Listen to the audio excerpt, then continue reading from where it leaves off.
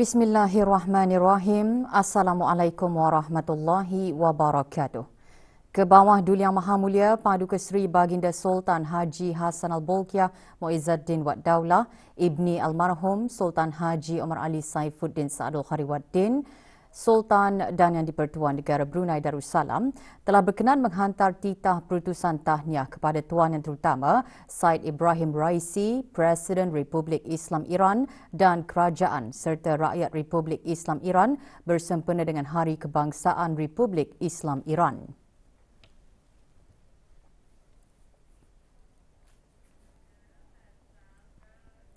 Duli Yang Teramat Mulia Paduka Seri Pengiran Muda Mahkota Pengiran Muda Haji Al-Muhtadi Billah Ibni Kebawah Duli Yang Maha Mulia Paduka Seri Baginda Sultan Haji Hassan Al-Bolkiah Muizzuddin Wad Daulah Menteri Kanan di Jabatan Perdana Menteri selaku Wakil Pribadi Kebawah Duli Yang Maha Mulia Paduka Seri Baginda Sultan dan Yang di-Pertuan Negara Brunei Darussalam dan Yang Teramat Mulia Paduka Seri Pengiran Anak Isteri Pengiran Anak Sarah binti Pengiran Haji Saleh Abrahaman petang kemarin berkenan berangkat ke lapangan terbang antarabangsa Brunei bagi mengalu-alukan ketibaan Tuan Yang Terutama Pham Minh Chinh Perdana Menteri Republik Sosialis Vietnam dan isteri Puan Lee Thi Viet Chan serta rombongan yang mengadakan lawatan rasmi selama 2 hari ke negara Brunei Darussalam. Juga hadir bagi mengalu-alukan ketibaan Tuan Yang Terutama Perdana Menteri Republik Sosialis Vietnam dan isteri ialah Yang Berhormat Datuk Seri Setia Awang Haji Muhammad Juanda bin Haji Abdul Rashid, Menteri Pembangunan selaku Menteri Pengiring dan isteri. Juga berada di lapangan terbang antarabangsa Brunei ialah Yang Berhormat Datuk Seri Setia Awang Haji Eriwan bin Pihin Datuk Pekerjaya Haji Muhammad Yusof, Menteri Hal Ehwal Luar Negeri kedua dan isteri.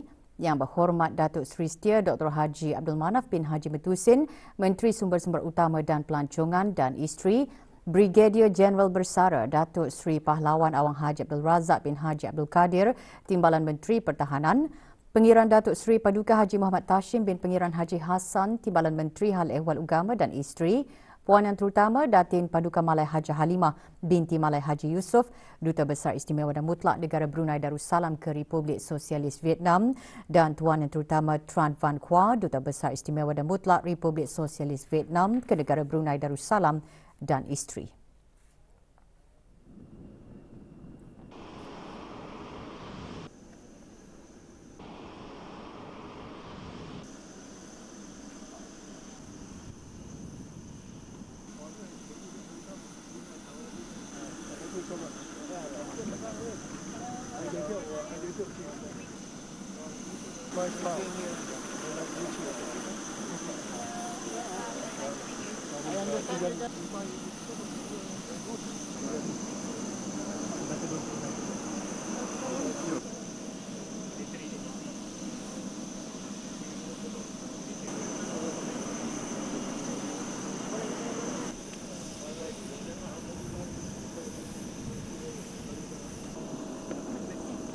Majlis sambutan rasmi dimulakan dengan lagu kebangsaan kedua-dua buah negara.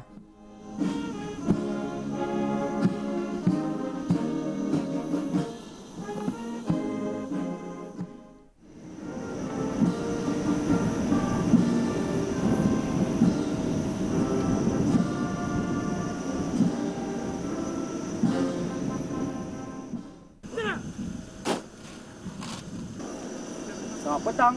Tuan Yang Terutama kemudian memeriksa barisan kawalan kehormatan yang terdiri daripada anggota Angkatan Bersenjata di Raja Brunei.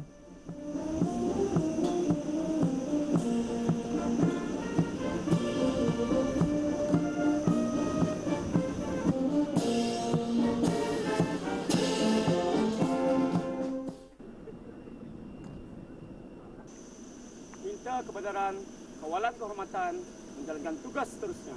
Tuan Yang Terutama.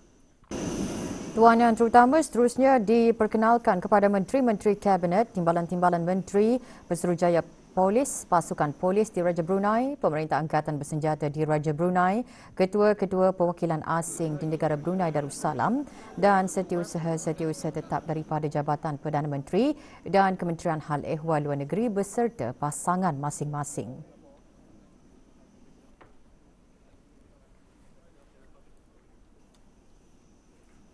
Sejurus selepas itu, Duli Yang Teramat Mulia Paduka Seri Pengiran Muda Mahkota dan Yang Teramat Mulia Paduka Seri Pengiran Anak Isteri disembahkenalkan kepada rombongan Tuan Yang Terutama termasuk Tuan Yang Terutama Pui Tan Son, Menteri Luar Negeri dan Tuan Yang Terutama Tran Van Son, Minister Chairman of the Government Office.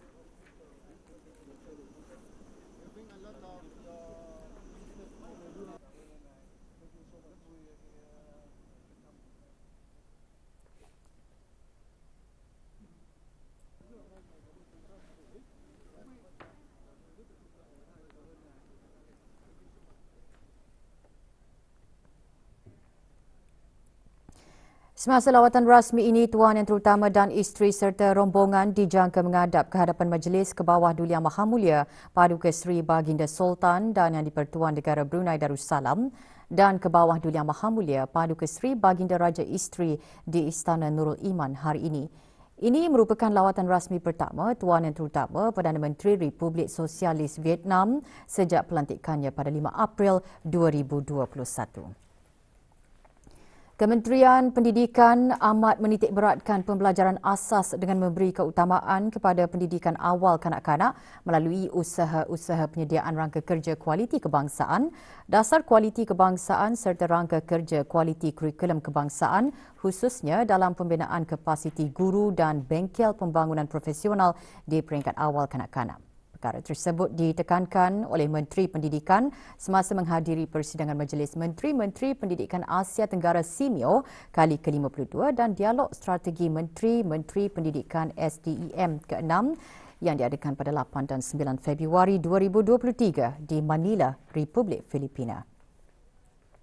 Yang Berhormat Datin Seri Setia Dr. Dayang Hajar Romaizah binti Haji Muhammad Saleh selaku moderator meja bulat pertama juga berpeluang mengongsikan usaha yang telah dilaksanakan oleh negara Brunei Darussalam ke arah mengutamakan pendidikan asas dan pembelajaran sepanjang hayat. Antaranya, perangkaan pelan transformasi digital yang bertujuan untuk mengubah sektor pendidikan melalui pengemaskinian proses dan penggunaan teknologi untuk meningkatkan pendidikan. Persidangan dianjurkan oleh Jabatan Pendidikan Filipina selaku pengerusi Majlis Persidangan Bersama Urus Dia SIMEO.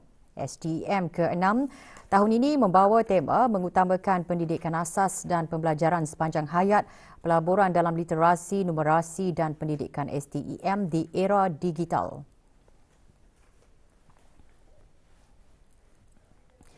Jumlah perdagangan negara Brunei Darussalam meningkat sebanyak 41.1% pada bulan November 2022 berbanding November 2021 yang didorong oleh kenaikan dalam kedua-dua nilai ekspor dan import. Berbanding bulan Oktober 2022, jumlah perdagangan meningkat 15.3% disebabkan oleh kenaikan jumlah ekspor terutama bahan api galian. Jabatan Perancangan Ekonomi dan Statistik Kementerian Keuangan dan Ekonomi dalam siaran medianya mengongsikan jumlah ekspor meningkat 31%, terutamanya disebabkan oleh kenaikan ekspor bahan api galian. Peningkatan ekspor bahan api galian adalah didorong oleh peningkatan dalam nilai ekspor minyak mentah, gas asli cecair (LNG) dan produk-produk petroleum. Dari segi komoditi ekspor, bahan api galian merupakan penyumbang utama ekspor negara Brunei Darussalam iaitu sebanyak 78.9%. Diikuti bahan kimia dan jentera dan kelengkapan pengangkutan. Pasaran ekspor utama pada bulan November 2022 adalah Australia, diikuti Malaysia dan Republik Rakyat China. Komoditi ekspor terbesar ke Australia dan Malaysia adalah bahan api galian, manakala Republik Rakyat China adalah bahan kimia. Jumlah nilai import pula meningkat terutamanya disebabkan oleh peningkatan import bahan api galian khususnya minyak mentah sebagai input pengeluaran bagi industri petrokimia hiliran. 5 komoditi import utama pada bulan November 2022 adalah bahan api galian diikuti jentera dan kelengkapan pengangkutan, makanan, bahan dan barang keluaran kilang. Laporan Perangkaan Perdagangan Barangan Antarabangsa bagi bulan November 2022 boleh diperoleh melalui laman sesawang JPES di deps.mofe.gov.pn.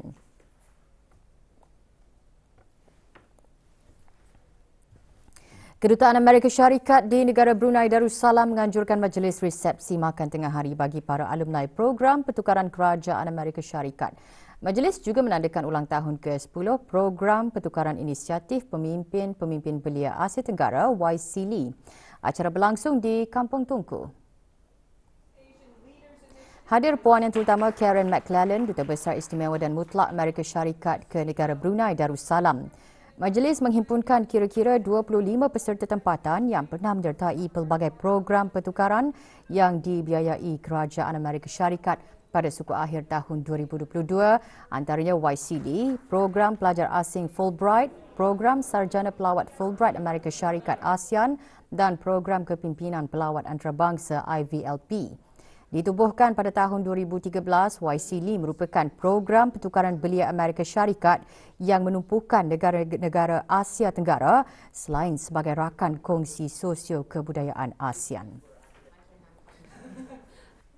We believe that with these programs, we develop personal development for students so that they can drive and become more whole-rounded and well-rounded in their education.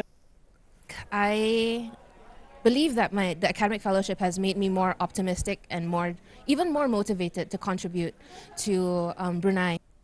Using that experience in the YSEALI Seeds for the Future grant, I feel that I am able to do more for the community. So my portfolio more into the economy and also import and export in Brunei, and it helped me to know more about economic. Kira-kira 3,000 peserta dari pelbagai kementerian dan jabatan kerajaan, sekolah-sekolah, institusi pengajian tinggi serta pasukan-pasukan dari 7 puak bakal terlibat dalam persembahan sambutan ulang tahun Hari Kebangsaan ke-39 pada tahun ini. Bagi memastikan kelancaran sambutan itu nanti, baru-baru ini diadakan latihan sepadu di Brakas. Dengan konsep menjayakan wawasan negara, persembahan tertumpu kepada subtema iaitu warisan budaya jati diri bangsa. Dalam pelbagai jenis persembahan, yang pertama orkestra guling tangan, orkestra peralatan tradisional yang termasuk guling tangan, gambus, gendang dan sebagainya, peralatan tradisional. Yang kedua, persembahan dari aspek seni tari yang disertai oleh pelajar-pelajar sekolah rendah, menengah dan institusi pengajian tinggi, dan seterusnya ialah persembahan dalam bentuk reka bentuk, iaitu persembahan dari kumpulan frame yang menunjukkan imej-imej yang berkaitan dengan 3 segmennya. Tahun ini, 850 pelajar sekolah rendah, menengah dan institusi pengajian tinggi akan ikut serta dalam persembahan sambutan ulang tahun Hari Kebangsaan ke-39 termasuk penglibatan pelajar antarabangsa. Sangat gembira pasal dapat ikut serta dengan Hari Kebangsaan. Siuk dan gembira. And I'm very happy to be the only international student representing UBDA here for the 39th Independence Day, a national day of Brunei Darussalam. Sepanjang bulan Januari 2023, 31 orang dicatatkan telah memeluk agama Islam di seluruh negara. Dari jumlah tersebut, 13 orang dari daerah Brunei dan Muara. Jumlah saudara baharu di negara ini bertambah apabila 2 perempuan berbangsa Iban memilih agama Islam sebagai pegangan baharunya. Asyhadu an la ilaha illallah wa asyhadu anna Muhammadar Rasulullah. Dan Levena Mariam, anak Leven Juna, 20 tahun, memilih nama Islamnya sebagai Nur Levena Mariam binti Abdullah Leven Juna. Majlis disempurnakan di hadapan para pegawai dari bahagian pengembangan dakwah Pusat Dakwah Islamia. Hadir Yang Berhormat Pengiran Haji Isa bin Pengiran Haji Aliuddin, Ahli Majlis Mesyuarat Negara.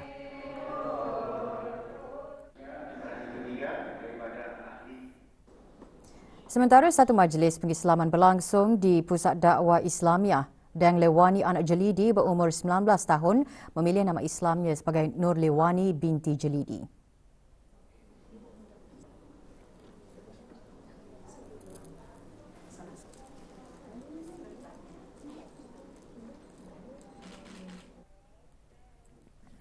Agama Islam mengajar umatnya cara mengurus pendapatan dan perbelanjaan yang betul iaitu dengan bersederhana dan menghindari amalan suka berhutang. Akan tetapi, tidak dinafikan terdapat juga segelintir orang yang berhutang dan tidak dapat membayar hutangnya disebabkan sumber keuangan yang kurang mencukupi. Perkara tersebut antara kandungan khutbah Jumaat kemarin bertajuk Hindari Amalan Berhutang. Walaupun agama kita tidak melarang umatnya berhutang, akan tetapi berhutang itu bukanlah suatu perkara yang digalakkan. Kerana itu, agama Islam menasihatkan umatnya agar menghindari amalan suka berhutang. Oleh yang demikian, sekiranya kita terpaksa juga berhutang, maka kita hendaklah berniat dan berazam untuk membayar hutang tersebut. Bukan sewenang-wenangnya berhutang, akan tetapi apabila tiba masa untuk membayar pula, kita selalu bertangguh-tangguh dan ada kalanya langsung tidak mahu membayar sehingga menyebabkan perkelahian dan permusuhan. Perlu diingat, hutang adalah janji yang telah dimeterai. Oleh itu adalah menjadi kewajipan bagi orang yang berhutang untuk membayar hutangnya atau memulangkan harta tersebut, dan haram hukumnya sekiranya ingkar untuk melunaskannya. Selain itu, orang yang berhutang juga wajib memaklumkan kepada ahli warisnya agar hutangnya dibayar sekiranya beliau meninggal dunia dan belum sempat melunaskan hutangnya. Ini kerana dosa hutang tidak akan diampunkan Allah selagi tidak dijelaskannya. Status harian normal baharu COVID-19, tiada kes berada dalam kategori 4 dan 5. Kementerian Kesihatan memaklumkan 87 kes sembuh kemarin. Jumlah keseluruhan pemberian 2 dos vaksin COVID-19 bagi kanak-kanak berumur 5 hingga 11 tahun 87.9%. Bagi remaja berumur 12 hingga 17 tahun yang mendapatkan 3 dos vaksin 62.7%. Dan liputan bagi rakyat dan penduduk negara ini yang mendapatkan 3 dos vaksin 79.1%. Bilangan kes-kes sivil yang telah difailkan di dalam Mahkamah Rayuan, perbicaraan interlokutori yang difailkan di Mahkamah Tinggi dan Mahkamah Perantaraan dan kes-kes sivil di Mahkamah Magistrat menunjukkan peningkatan tahun lalu berbanding tahun 2021. Berdasarkan statistik yang dicatatkan oleh Mahkamah Tinggi, 21 kes rayuan sivil dari Mahkamah Tinggi dihadapkan ke Mahkamah Rayuan sehingga tahun lalu berbanding 6 kes pada tahun 2021. Manakala kes rayuan jenayah yang dihadapkan ke Mahkamah Rayuan sehingga tahun lalu menurun kepada 11 daripada 22 kes. Tahun lalu, 2 kes rayuan sivil difailkan dari Mahkamah Magistrat ke Mahkamah Tinggi berbanding 3 kes pada tahun 2021. Manakala 29 kes rayuan jenayah dicatat sehingga tahun lalu dari Mahkamah Magistrat ke Mahkamah Tinggi berbanding 25 kes pada tahun 2022. Kes sivil yang difailkan di Mahkamah Tinggi pula menurun dari 66 kes pada tahun 2021 kepada 62 kes sehingga tahun lalu. Dan 14 kes jenayah difailkan pada tahun lalu berbanding 10 kes pada tahun sebelumnya.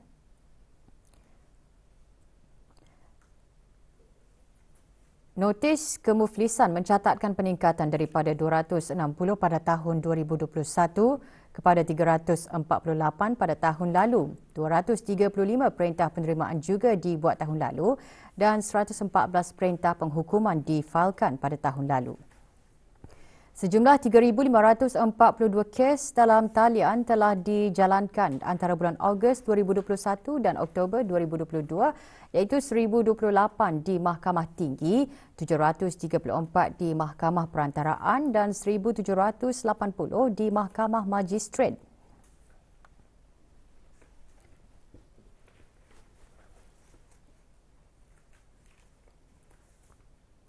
Sementara jumlah hasil mahkamah tahun lalu mencatatkan lebih daripada RM3,700,000 meningkat berbanding lebih RM3,200,000 pada tahun sebelumnya.